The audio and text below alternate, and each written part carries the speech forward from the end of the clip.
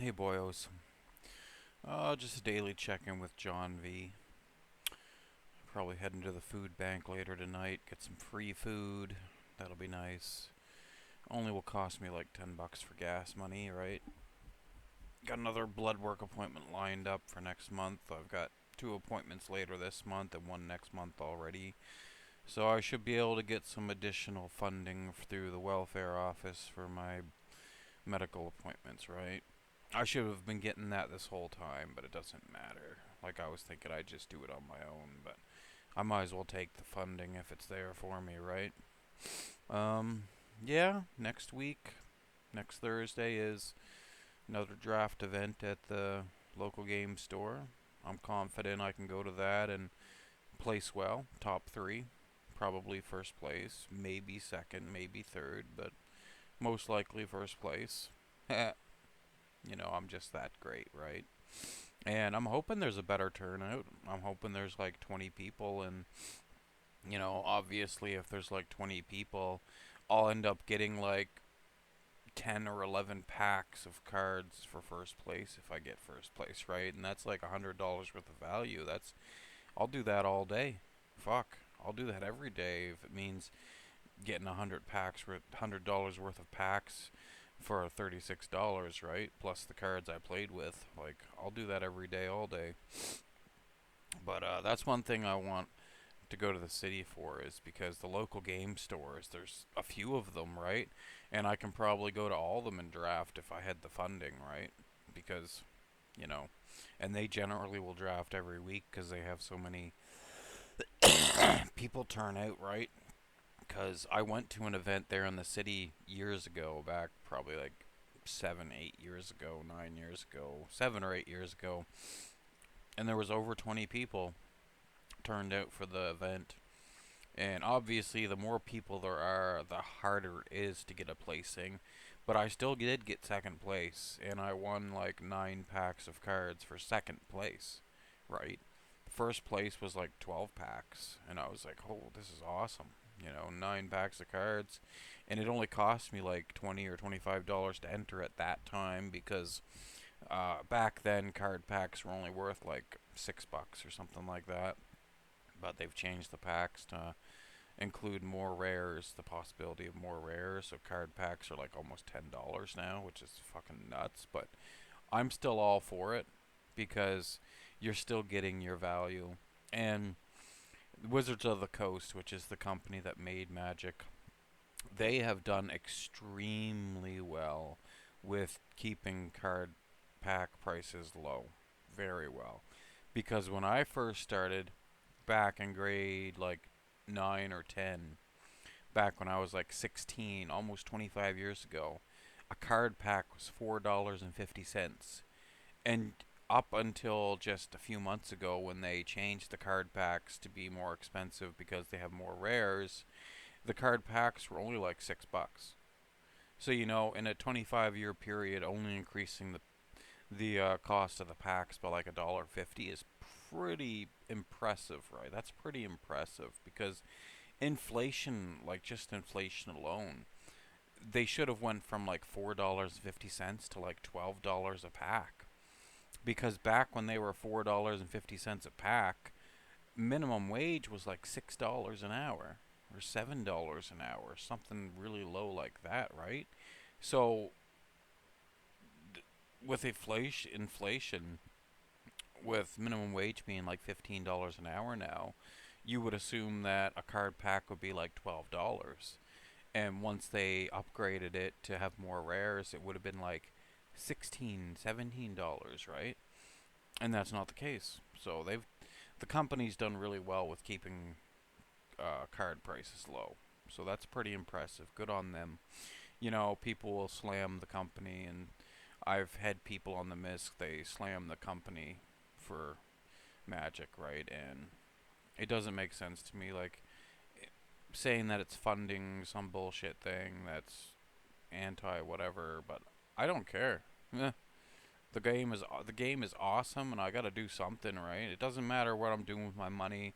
My money's gonna go to something that isn't ideal anyway. I don't have any fucking control over it. But But yeah, I've been overusing my inhalers. Um, I think sooner than I intend to, I'm gonna end up making my way back to the city, right? And it has nothing to do with the event that happened yesterday. That just made me realize how much I do need my own place, though. Um, because here there's lots of animals in the house, and it bothers my breathing problems, right? And because I've been away all day before to somebody's place that didn't have animals, and I don't have to use my inhaler at all. But when I'm home, I have to overuse my inhaler and abuse it. I have to. So, I can literally just go to the homeless shelter and stay there until I get set up with fixed income housing and say, I have no good place to live. My sister has so many animals in the house now that it affects my breathing problems. I can't live there. And I said I can't live with any of my other family members because they all have a fucking ton of animals in the house, right? And that is why, like, I'm not gonna die because of it, but it puts my expenses up because I have to buy more medication, and the pharmacist will get after me about it because I'm overusing it. And it's like they see it as an issue that needs to be resolved, and like the only way I can resolve it is either get rid of the fucking animals or get my own place and have no animals, right? So I'm gonna be making my way back to Halifax sooner than anticipated and go through the process of getting my own place. And then I will thrive in life. Then I will thrive. And I intend to, when I get my own place in the city, join an arm wrestling club like I have already. Go to that once a week. Play Magic at a card shop once a week in a booster draft setting, and consistently get placings in first, second, or third spot, right? And I'd also want to join some kind of combat sport, something like boxing or judo or taekwondo, something like that, right? Because like being able to defend yourself it's a good thing to have, right? It's a good thing to know, and it's good for being fit and cardio and all that. And it'll get me out there meeting new people, right? So I'll definitely try to join some kind of fighting sport. I'd want to join some other stuff too, but I don't know kind of stuff I'd want to join, like arm wrestling, magic, and some kind of fighting sport. It's pretty good. I mean, I could do multiple fighting sports. Like, I could do, say, boxing and submission wrestling, right? And go to each of those once or twice a week, right? And that would fill my week up really good with stuff to do, because I don't want to be one of these people on welfare or disability that just simply rot, just sit in their home in bed or on the couch and just eat chips and drink pop and watch TV all day. I don't want to be one of those people. It's just I don't understand that. Like, these people, it's like they they drive me fucking crazy because they have absolutely no ambition in life to do anything with themselves or better their life, better themselves. Nothing. Nothing. Like, I understand in some ways because if you don't work, it's so easy to get into a slump of where you do nothing. And you just simply do activities that take no effort. Like laying on a couch, eating chips and drinking pop and watching TV takes no effort, right? So that's why people do it that rot. Like, I don't know really anybody that is on disability or welfare that actually has an active lifestyle, actually taking part in events and, you know, stuff like that. I don't know anybody that does. And it can be the money because I know people that are on welfare that they'll spend $400 on a fucking new tattoo. They'll spend $300 on a fucking dog. Like they get their welfare check and it just burns a hole in their pocket and they want to blow it on something stupid. Because the money comes easy for them, so it has no value. They just want to blow it on something stupid. It makes no sense. But in this neighborhood, I'm literally surrounded by 50% of the people in this neighborhood are on some kind of government support, like welfare, and do nothing with their life, right? And the other half are working minimum wage jobs, making almost no money. And of course, those people, when they come home from work after working 40 hours a week, they want to just veg out on the couch and do nothing and eat chips and drink pop, and they feel they're entitled to getting fat because they worked all day. And, well, if you want to be a fat, lazy fuck, that's up to you. I'm taking steps to improve my life, you know?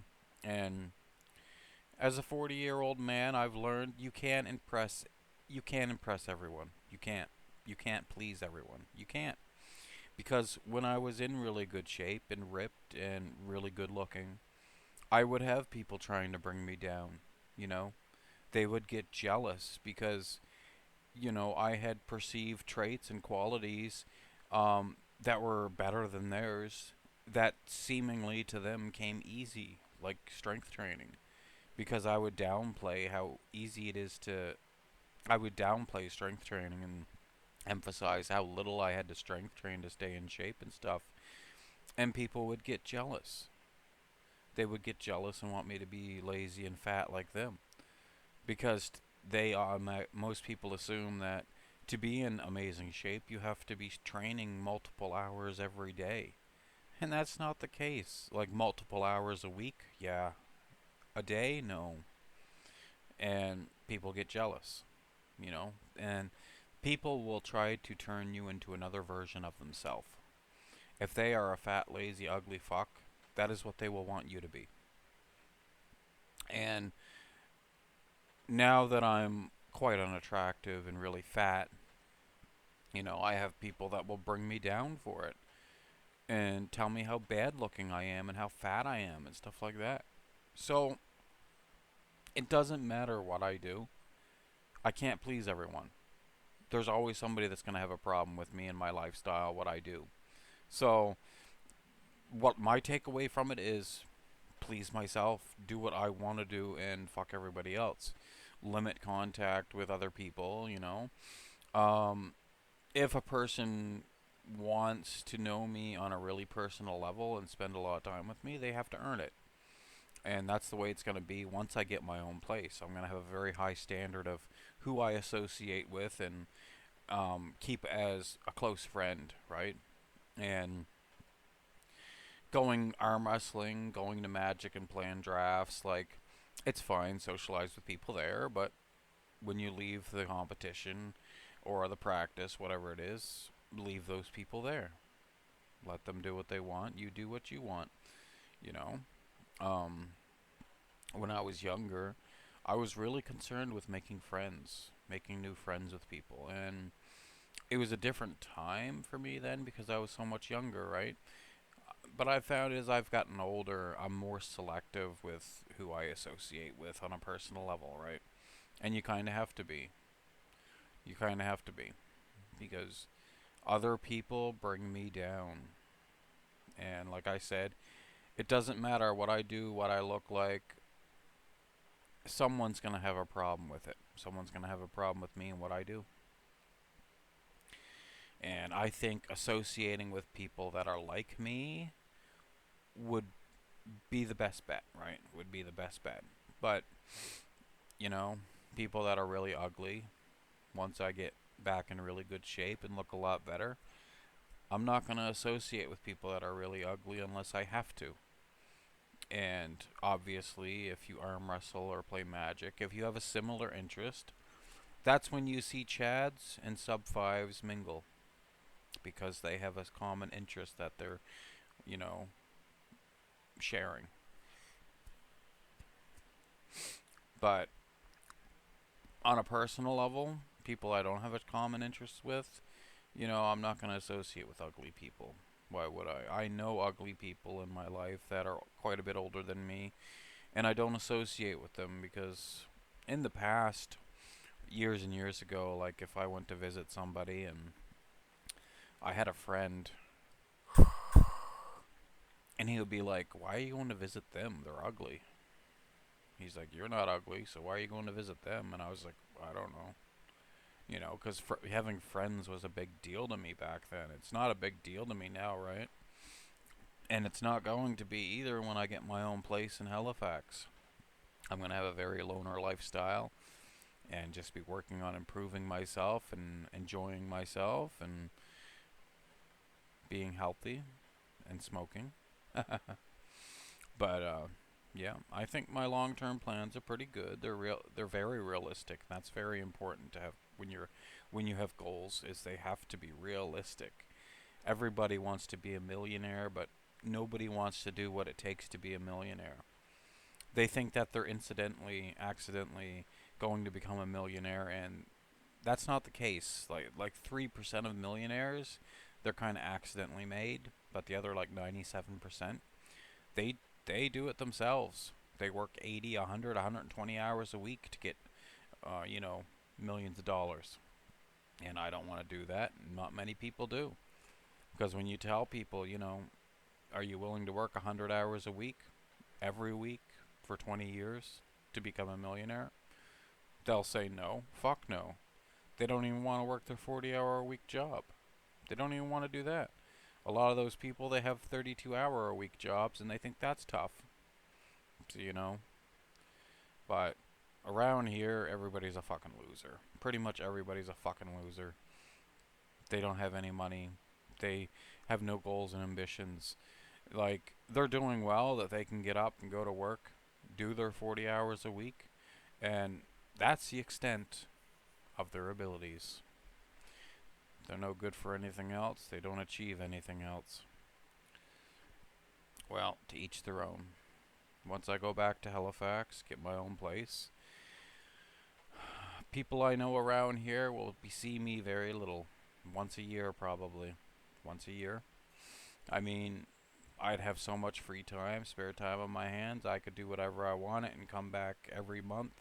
I'm not doing that, though. What's to be gained from it? There's nothing to gain from coming to visit people. There's nothing to gain from it, right? That's what a phone is for. And I don't have to phone my friends and family every day. I can do it once a month if I don't come visit them. Just call them up once a month, talk to each one for 10 minutes, let them know what's going on, how they're doing, and that's it.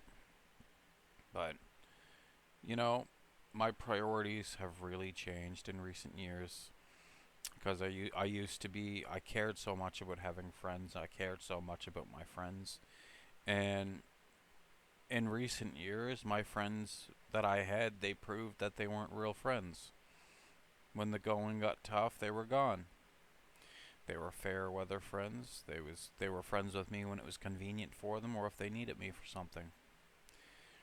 I'm not like that because the friends I had, I would always make time to stop in and visit them, ask see how they're doing, you know, joke around with them and stuff, and none of the friends I had did that.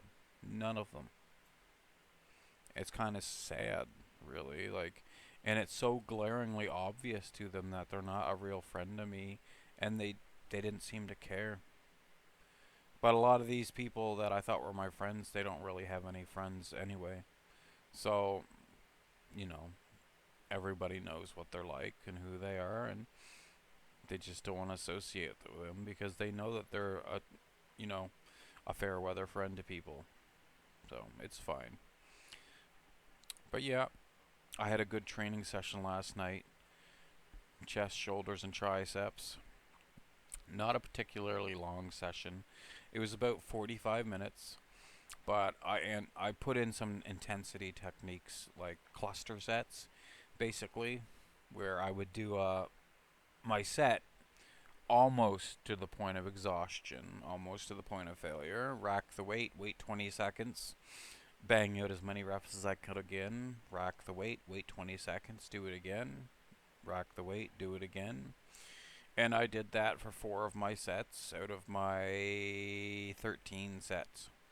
I did it for chest and triceps. Shoulders I left the same because I don't want to fatigue shoulders too much, just because tonight I plan to also train shoulders, and I probably will do some cluster sets for the upright rows, right?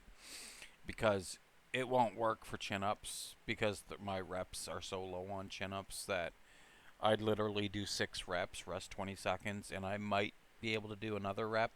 So it's not worth doing.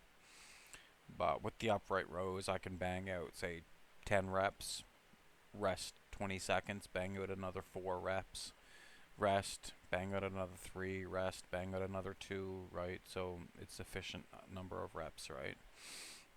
And I'll do it with curls too, because tonight I plan on doing chin ups, 5 sets, upright rows, 4 sets, and barbell curls, 4 sets. And on the upright rows and barbell curls, I will do some cluster sets. And I'm thinking with biceps, every set is going to be have cluster sets because I want to start really blasting my biceps really hard to start blowing them up because it's important for arm wrestling. And I was looking online on Bells of Steel, and I think it's a Canada only site, so if you're not in Canada, you might not be able to buy anything from the site, but they have a hammer curl bar there, right? And I was talking about this before, and I'm thinking of buying it. It's like $139, and then I could do hammer curls as well as normal barbell curls.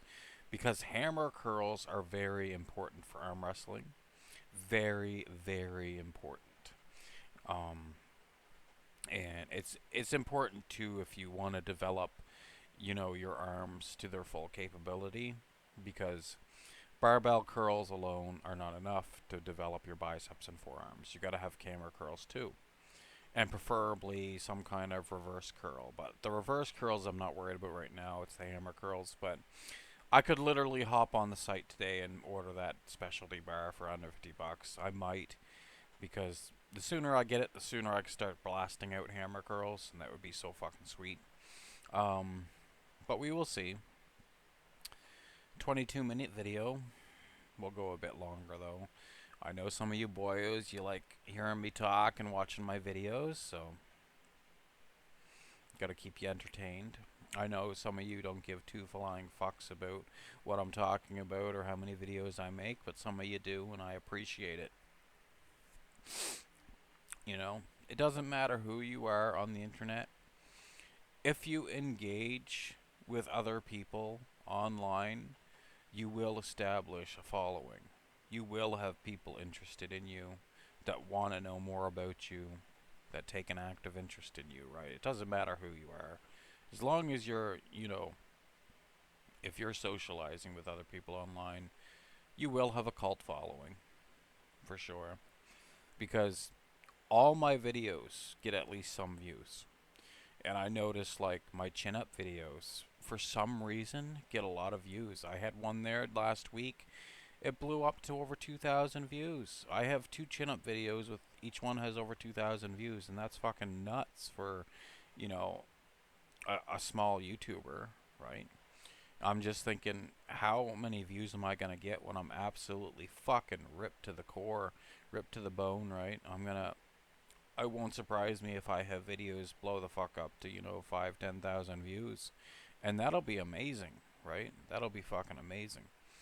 But I don't have I don't have followers from you know, other sites and social media outlets, right? And that's part of what makes a lot of these YouTubers successful. They've built up a follower base over years from other sites, and they just follow them to like YouTube when they start doing YouTube videos and blow up their, subscriber base. And I don't have that. I have the MISC, and almost all of the views I get on my videos come from the MISC, and that's pretty sweet. The MISC is my bros, and they always will be. But it's almost a 25-minute video. I rambled on long enough, so I will see you boyos on the MISC, and thank you for watching.